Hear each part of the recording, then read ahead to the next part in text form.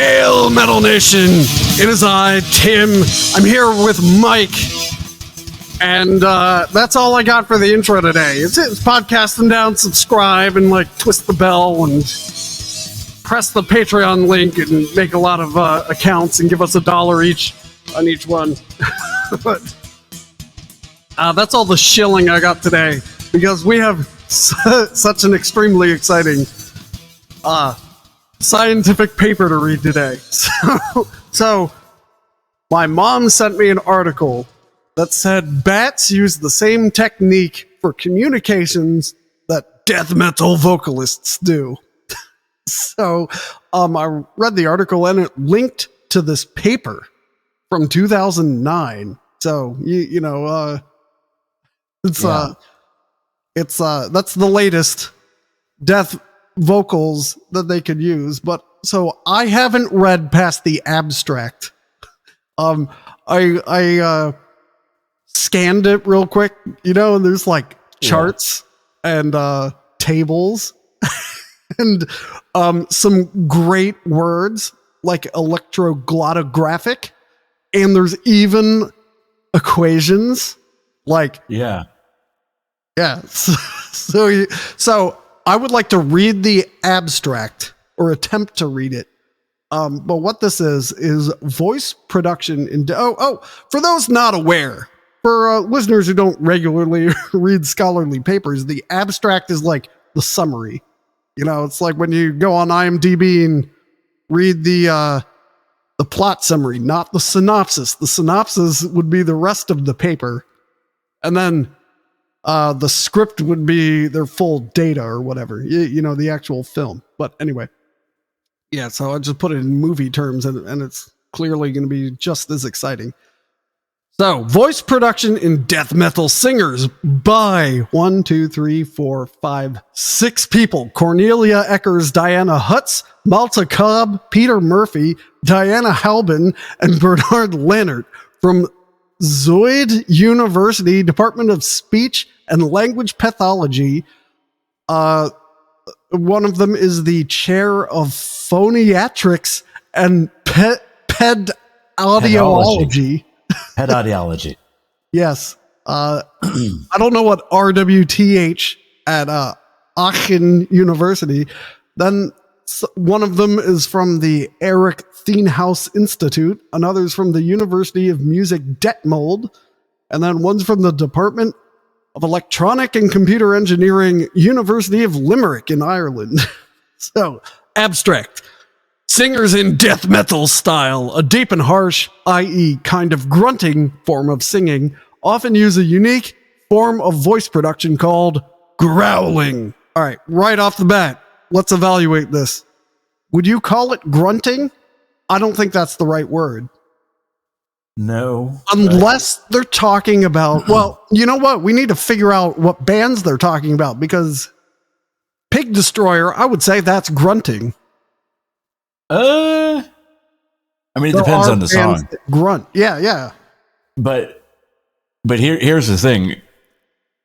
These people being various professors and researchers of speech and language and pedaudiology, I'm actually going to take their use of the word grunting at face value. Because maybe it has a very specific meaning. Right, maybe they know better than I, a layperson, does. Yes, it's like, well, that's not a grunt. That's more of a northern reticulated harumph. All right. Anyway, the underlying mechanisms of voice production, as well as possible potentially harmful influences on the singer's voice, have not been intensively studied. Supraglottal laryngeal constriction appears to play a major role in metal singing. In this study, we present an examination method using a questionnaire, including the Voice Handicap Index, as well as a phonetogram, and the combined simultaneous electroglottography. How would you say that? Electroglottography. Yes, there you go. And acoustic analysis. Furthermore, a laryngoscopy with a rigid optic for singing vowels and a transnasal flexible laryngoscopy for growling was carried out to investigate, in particular, the production of death metal singing in 7 subjects. That's right. Okay. That's fucking metal. They jammed a steel tube down their throat and nose. And nose. None of the subjects complained about persistent voice problems, and none had signs of secondary organic voice disorder like vocal fold nodules or inflammation. However, most showed minor irregularities on stroboscopic examination. Further findings reveal that at least 2 forms of supraglottal laryngeal constriction are used to obtain the typical death metal sound, which differs in use of vocal folds and ventricular folds, as well as in supraglottal adduction effort. The study shall help to answer the question whether death metal singing can be performed in a manner such that the risk of voice damage can be reduced or avoided. That's the whole abstract. So what I like about these is we gave them a questionnaire, right? So, right. I mean, that's a very inexpensive way to get your data, but I don't know.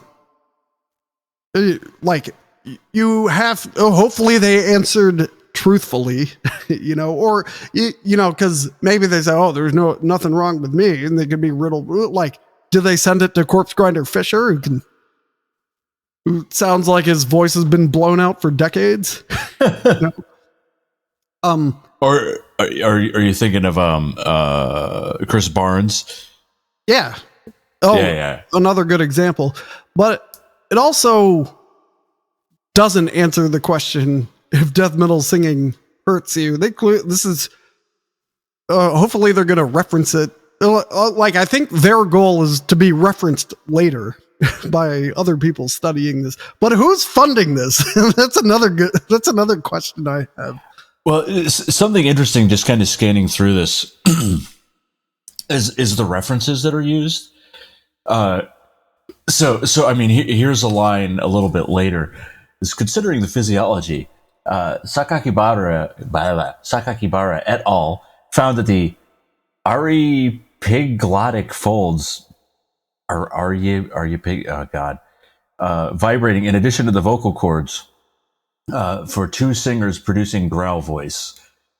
So basically, they're referencing other studies done, I guess, on death metal or growling vocals. So apparently we could have a series of this then. Yeah, apparently there's at least some fascination here. I mean, and it makes sense. But yeah, like if you go to the references at all, God, reference 9 is a Dutch paper that says Grunten sloop de stem. and number 10. Growl voice in ethnic and pop styles. Most of these are. That's a Japanese paper. Yeah. I love how death vocals have been studied worldwide. Oh, reference number 4 has the word sphincter in it. All right. Holy shit! I know.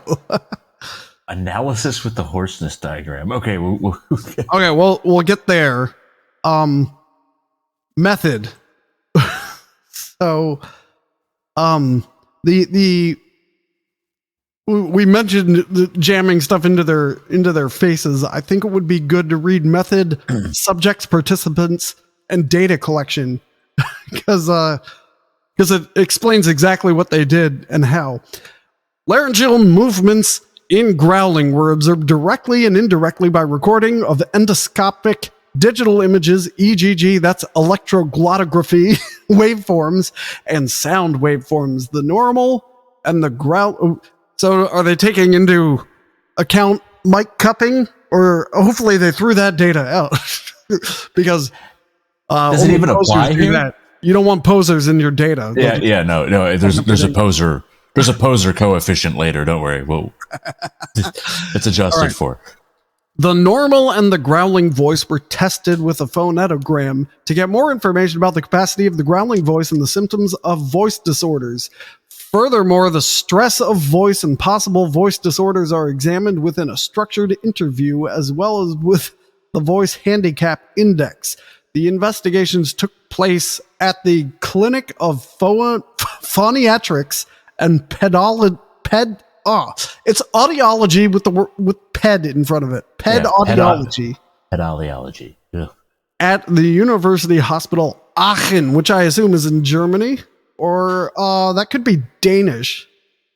It says Rotterdam up at the top. That's the Netherlands then, right? I believe so. Subjects, participants, 7 death metal singers participated in this research. Their experience in death metal singing, growling? With respect to, maybe? Respect to growling varied from 1.5 to 19 years because the voice is reported to be optimum between the ages of 20 and 40 years. All participants were in this range, 22 to 34. All right, wait. Wait, so one of them's been doing it for 30. The oldest one is 34 and has been growling for 19 years. Oh no, it's another thing where we have to math. Well, no, not necessarily. He's 34, but he has somewhere between 1.5 to 19 years of experience. Okay, so the youngest would be 15. That works out. Prior to performing the research tasks, each participant signed a privacy policy and a declaration of consent. So unfortunately, we won't know what bands. We needed to filter the bands for poserness to make sure they're actually death metal bands. It's all Rampa Prop, which is a Dutch band. One interesting thing here is if you look at because of the voice is reported. Is that what the line is? Yeah, because of the voice is reported to be optimum between. That's what it says. Okay, because of the voice is reported to be optimum between the age of 20 and 40 years. Okay, I get what they're saying, but that sentence is not well constructed. Okay, so that line that the voice is reported to be optimum between the age of 20 and 40 years, they have a reference there, which is number 5. Number 5. And number 5 is in German. Oh no. Stimmtherapie mit Erwachsenen. Was Stimmtherapeuten wissen müssen. So I would love to know. And it's written by S. Hammer. This is just getting more metal by the second. It is. No. So what I would love to know is what that means, right? Like, the voice is reported to be optimum. So what does that mean in this context? I guess you have to read number 5. Yeah. But anyway, it's just like an interesting. Did you get that ba-ding sound? I did. I heard it. Fucking, that's my fault. How dare you? I'll take it out in post. And if you still heard it in post, it was your imagination. All right. Data collection. The participants were asked. Sorry. The participants were asked to sustain the vowel A in a continuous manner, going from modal register to growling and back to modal register in almost every investigation. It was required that each participant sustain the vowel for a minimum of 3 seconds at a comfortable loudness level. So I'm guessing a modal register is just Yeah, I guess so. During the acoustic measurements and phonetogram analysis, the distance between the subject's mouth and the microphone was 30 centimeters. The EGG, that's electroglottogram, and acoustic measurements were recorded simultaneously. 2 electrodes were positioned right and left from the larynx, while the subjects were singing from modal register into growling and back into modal register. The data from the acoustic and EGG measurements were saved with Audacity, free software to edit audio tracks. One line that weirds me out here is the first sentence. Going from modal register to growling and back to modal register in almost every investigation. Yeah, what happened there? Yeah, like did you forget sometimes? Like, Do it. You'd figure if your sample size was 7, you'd try to make sure that it was, fairly rigorous or fairly controlled between the tests. But anyway, I can't imagine it would have affected the data significantly here.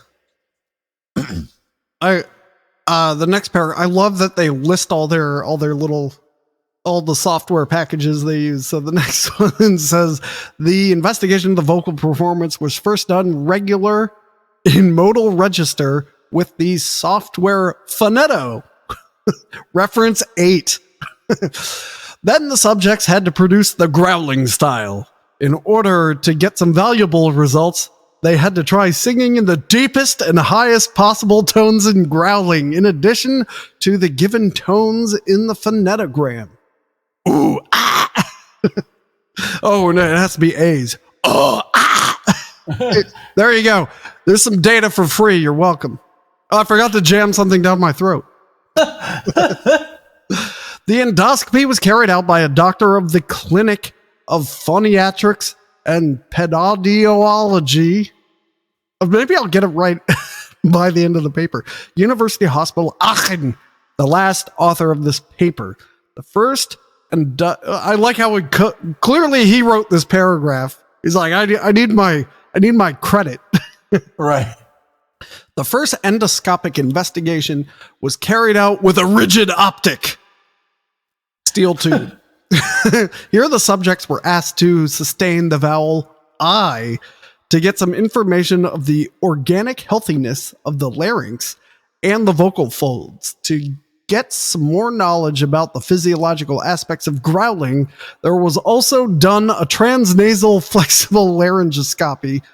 In this way, the subjects were able to produce the fluent passage from modal register into growling and back into modal register without urge to gag. Here they had to sustain the vowel A. This is like, metal. It's so metal. The reason I hesitated was I was thinking it's like surgically metal, but then no, carcass is surgically metal. It's surgical steel. It's approaching carcass territory. Moreover, the subjects had to answer some open and closed questions related to the growling voice, the production, complaints, capacity of voice, etc., in the form of a structured interview. All interviews were saved with Audacity. And finally, the participants had to fill in the voice handicap index. This was supposed to bring some information over possible existing voice disorders of the subjects. All right, I don't think we need to go into too much of the data analysis and results. No, I cannot find Phoneto anywhere. This software mentioned earlier. All right, but it was reference 8, right? So let's see. Yeah, I looked at that. It's just a paper. Huh. And it's in German, so good luck. All right, so let's see the next part. First, endoscopic, the rigid optic. I love the term rigid optic. Let's see, they were healthy. Interesting. All right, the first endoscopic investigation with a rigid optic could be done by 5 of the 7 subjects. Two of them threw up. Wait, I hope they got that audio data. Oh man, they were physically healthy. The transnasal flexible laryngoscopy could be done by 6 subjects. So what happened to the 7th? Yeesh. And then they stuff about vibrating ventricular folds with an antero-posterior constriction of the supralaryngeal tract. Is that what you said earlier? Was that the sentence? Did we get to it? Sorry, remind me what the sentence was? Oh, we came across the word supralaryngeal tract. Oh, Christ. All right, here's where the fun really begins. All right. Is it this equation? They got I was going to build up to the equation. So they have then waveforms of the EGG, and they had a 4 vocal fold oscillation to 1 slow oscillation for one participant. And so I guess they're explaining why they all look different, but it just looks like a heart monitor at a hospital. Beep, beep, beep. Then they do the acoustic analysis, and they use a hoarseness diagram. But apparently there's a way to calculate the irregularity component, which obviously is 5 plus 1 over the square root of 3 of the sum of a bunch of logs and fractions. I wasn't going to actually read it. Well, what? And then there's a noise component, which is 1.5 plus some data that they plugged in and some constants that are, I guess, referenced in reference to. Or obtained by analyzing the modal register parts. Okay. But I guess my point is they took death metal data and put it into these equations. Hopefully it just made a bunch of 6s in the plots. So is distilling death metal vocals into data metal or not? Ooh. That's a question.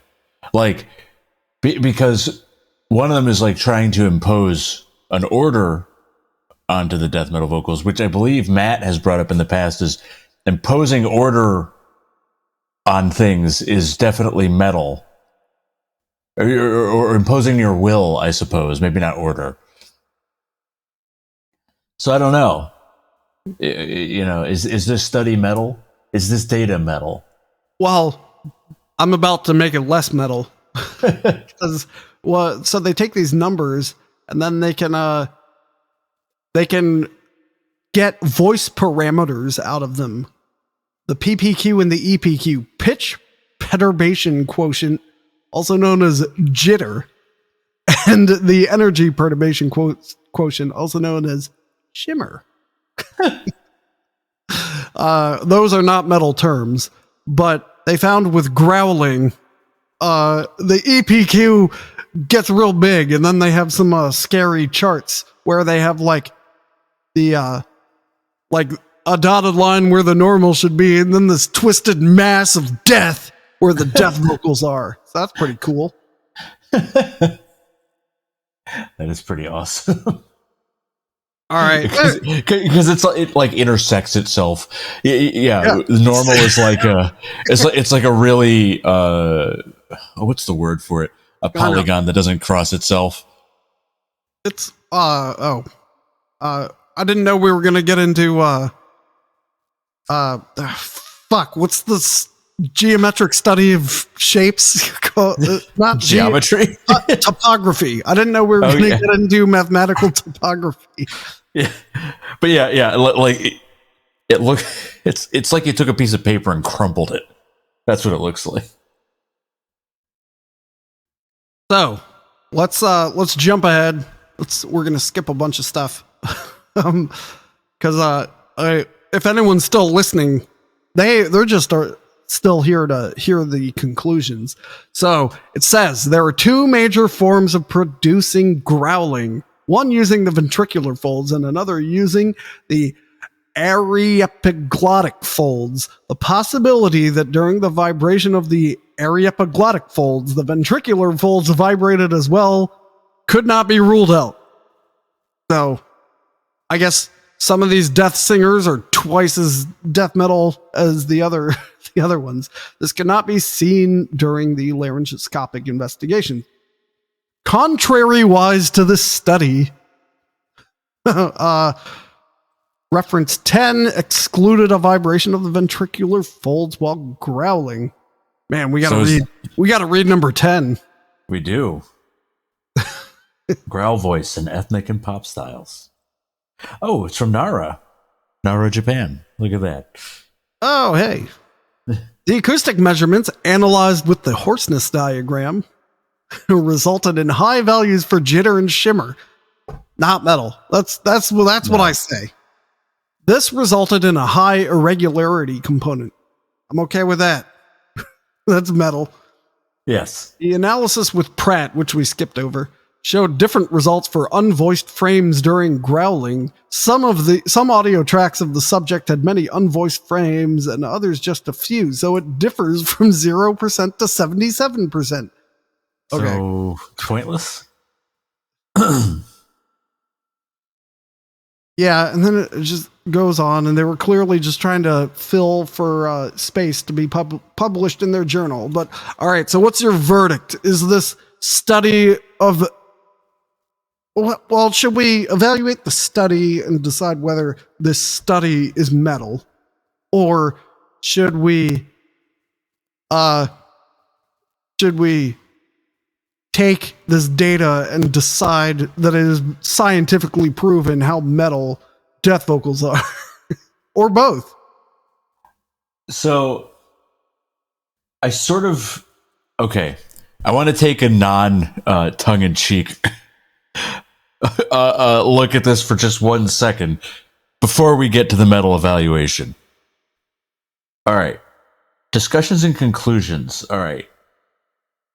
So we're looking through this and we're concluding just what is really being concluded here? Is there anything of interest being concluded? The voice handicap index did not show some distinctive voice disorders. Even with the interview, this could not be concluded. But there were clear factors of stress in producing growling for a longer period of time. More than 2 hours of growl production led to various occurrences of hoarseness or scratch of the throat.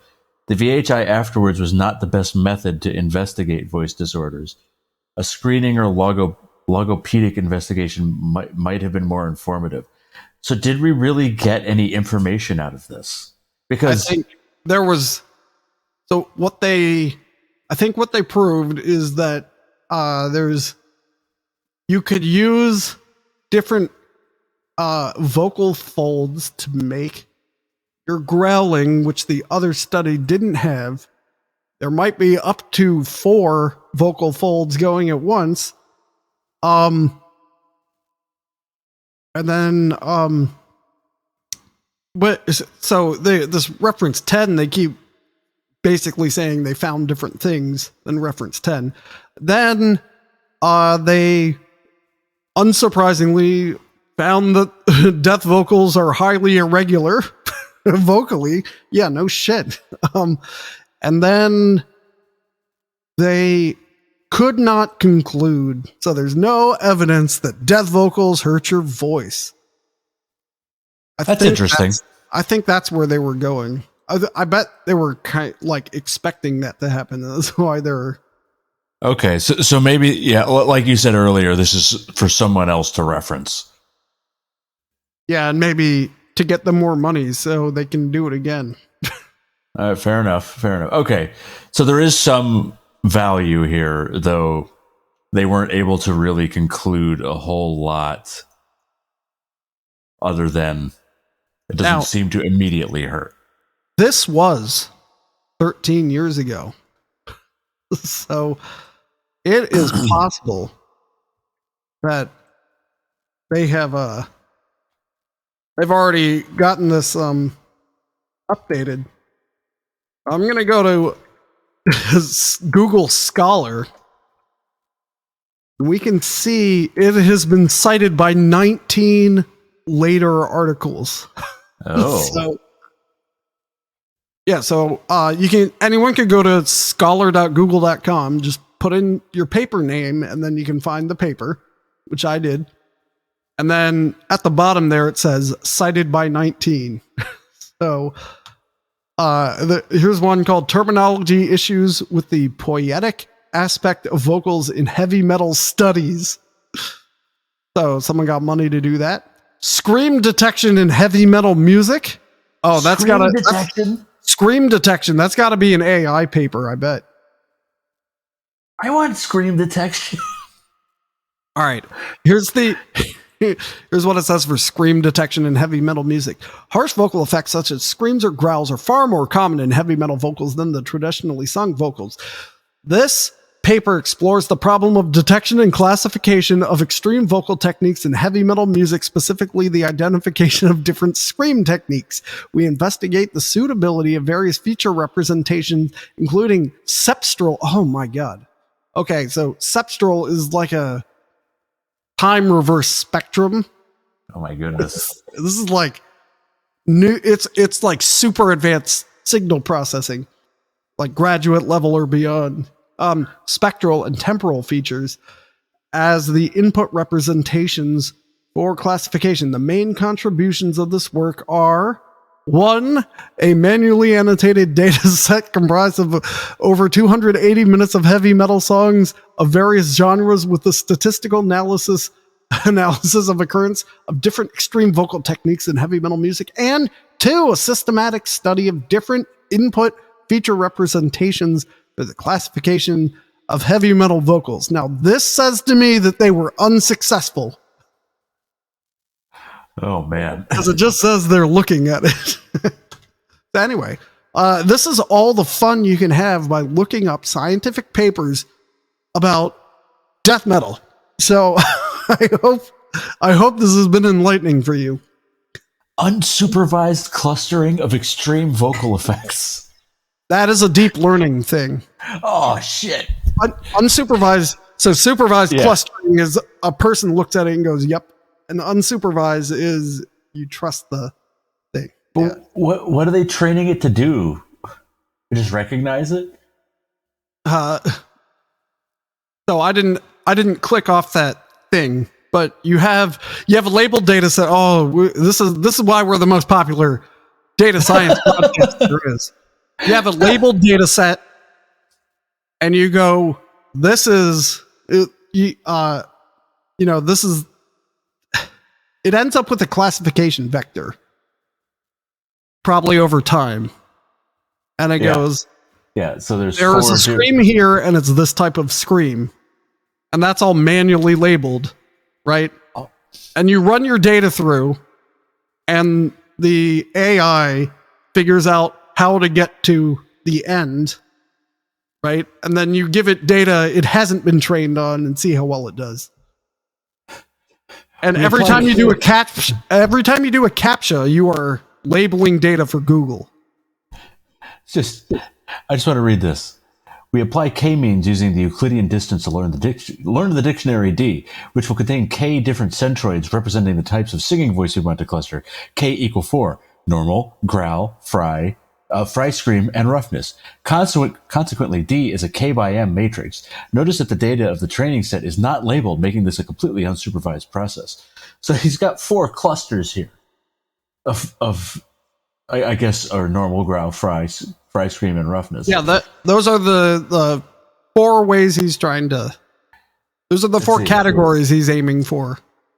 The horizontal lines are manually added to visualize the differences between the clusters. Output dictionary with K = 4 on the bottom. The first 13 features are MFCCs, then spectral, centroid, number of zero crossings, and RMS. Yeah, like this is awesome. all these papers read like that. They're making it all sound like they did all this work, but really they just downloaded all the Python libraries and just put it all through data in. You just put their data in and it spit the data out, and then they had to write this paper. They put it in through NumPy and SciPy, and then a little more than that. It's Keras, which is built on NumPy, and there's more. And they probably use PyTorch as their IDE because, like, that's how they do all of them. But yeah, all the papers read like that, even though I guarantee they're just all using the same packages that are available for free. So. That's awesome. Anyway, so please fund our death metal research.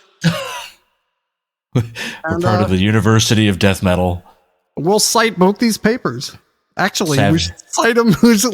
Let's submit this to Google Scholar. An analysis. That's right. Yeah. All right. Until next time, Metal Nation, keep it super glottal.